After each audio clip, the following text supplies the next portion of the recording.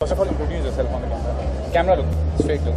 Your name, please. My name Tara Ali. My name is Rahul Bagga. I am playing Mastram.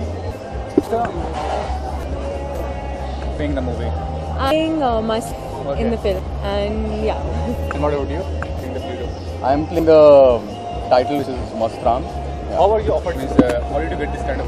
Actually, I was recommended director by two separate Mukesh Jha, the casting director, and was Sameer Sharma, who of Love Shaft the Chicken Cook. So both of them simultaneously recommended me to watch, and I met Akhilesh, and then I read it and did the and it just worked out in the same day. So very quick. And you, sir? Actually, I was I knew Akhilesh Jaiswal, who was the director of the film. Okay. Because he was working with another director called Sharma for Love Shaft the Chicken, which I did earlier. So उसको मैं पता था, and they contacted me. How I got it. So, can you tell me anything during the movie, any interesting exercise or anything, something funny? हाँ जी, actually Manali में रहे थे और बहुत मज़ेदार था. Mali is absolutely beautiful. I'd never been. That's something. The funny that Rahul बहुत लेते थे. मतलब लोग मेरे साथ बहुत लेते थे सेट पे. So they try and do pranks on me, and I'd fall for it. So Akhilesh and Rahul sat me down and they said, देखो Renu's father, and they set in 1980s. They said Renu's father ना yoga teacher तो short में ना headstand करेगा.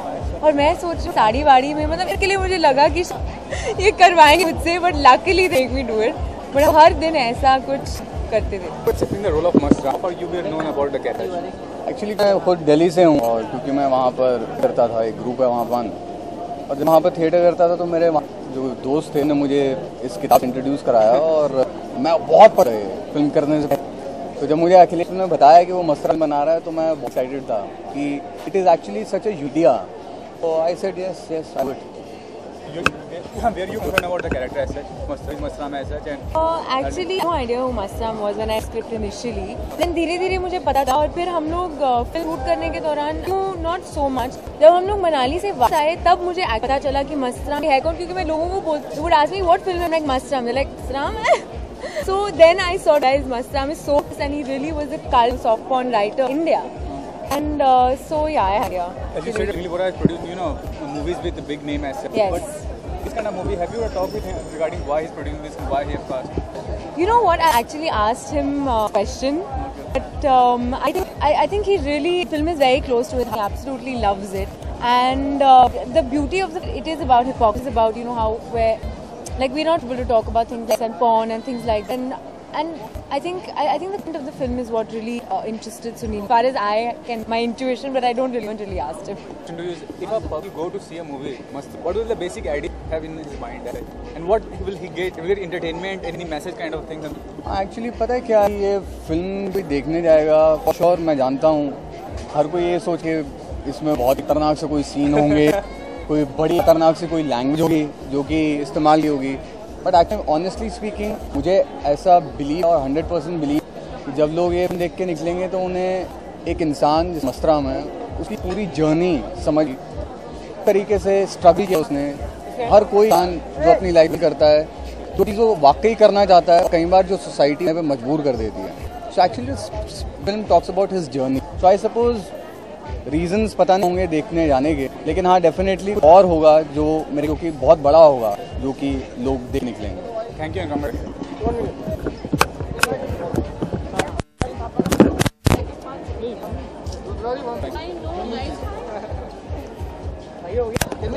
थोड़ा पीछे video, थोड़ा पीछे है भाई तू.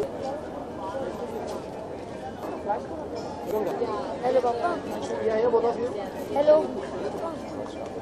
Can we have solos of sir? नहीं आएगा सर, थोड़ा बाद में सर यहाँ पे. Hey, hello.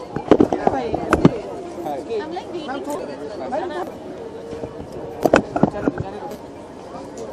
Yeah. Excuse me, sir. Let him. Madam थोड़ा टर्न हो जाइए. आप थोड़ा फ्रंट. हाँ मैम यहाँ पे. डायरेक्टर मूवी आप come on. Others getting married. Ma'am वो बोलती है.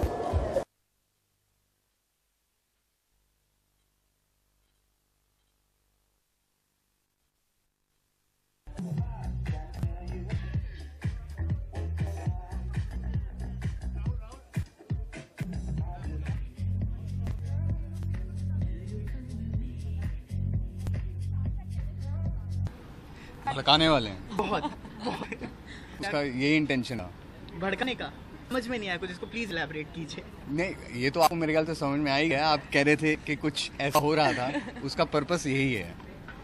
ये स्टोरी जब आप ऑफर की गई, इसका जब सुनाया गया, तो आपको कहीं ना कहीं ये दिक्कत नहीं आई या ऐसा स्टोरी है अगेंस्ट जा रहा है, ट्रेडिशन के कल्चर के अगेंस्ट जा रहा है, ये सब देख के? एक्चुअली मुझे पता ही नहीं था कि मन है कौन, और जब हम लोग मतलब पूरी फिल्म शूट करके वापस आए थे, of course I knew that he I mean what the story is about, but मुझे ऐसे पता नहीं था कि ये तो fictional biography about a real I mean somebody who is you know. तो जब हम लोग वापस आए फिर मुझे पता चला कि मस्तराम फेमस है और ये सब कुछ, और हाँ उस टाइम पे हाँ मुझे लगा कि ओ गॉड, मतलब you know you feel little, but yeah, I'm very happy now once I've seen the film and everything. It's I feel it's a dream debut. यहाँ पे डायरेक्टर साहब नहीं है तो फिर वो पूरे सवाल जी राइटर सर हैं यहाँ पे। हाँ, ये राइटर हैं, ये देखिए इनको, यही है जो सब लिखा है इन्होंने। Exactly, इनको पूछो ये सारी चीजें। सर ये आइडिया कैसे आया? सोच कहाँ से आपने आइडिया मुझे अखिलेश ने दिया बचपन था। से इनके मन में पनप रहा था ये। नहीं, मैंने भी स्कूल में पढ़ी है मस्तराम, मैंने 9वीं 10वीं में लाइब्रेरी के पीछे बैठ के पढ़ता था। ये एक्चुअली आइडिया मुझे अखिलेश ने दिया, डायरेक्टर फिल्म के। तो उन्होंने मुझे बोला कि मस्तराम तू पढ़ी है, कुछ can you think of something, कि कुछ स्टोरी सोच सकते हैं। देन हमने सोचा, चलता रहा माइंड में।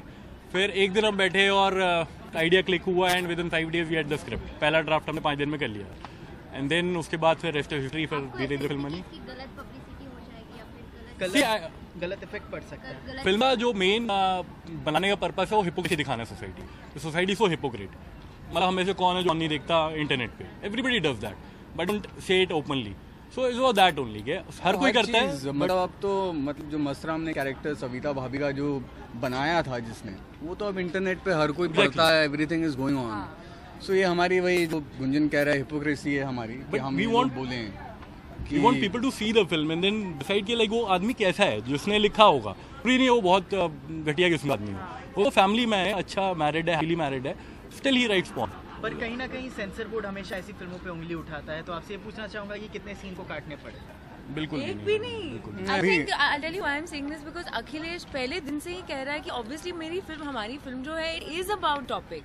You know, it is about these things that people are not comfortable to talk about. People are not comfortable to talk about things like, you know, porn, sex and this and that. And so obviously I don't think him or anyone made this film thinking that, oh, we want to get a UA certificate or even a UA certificate.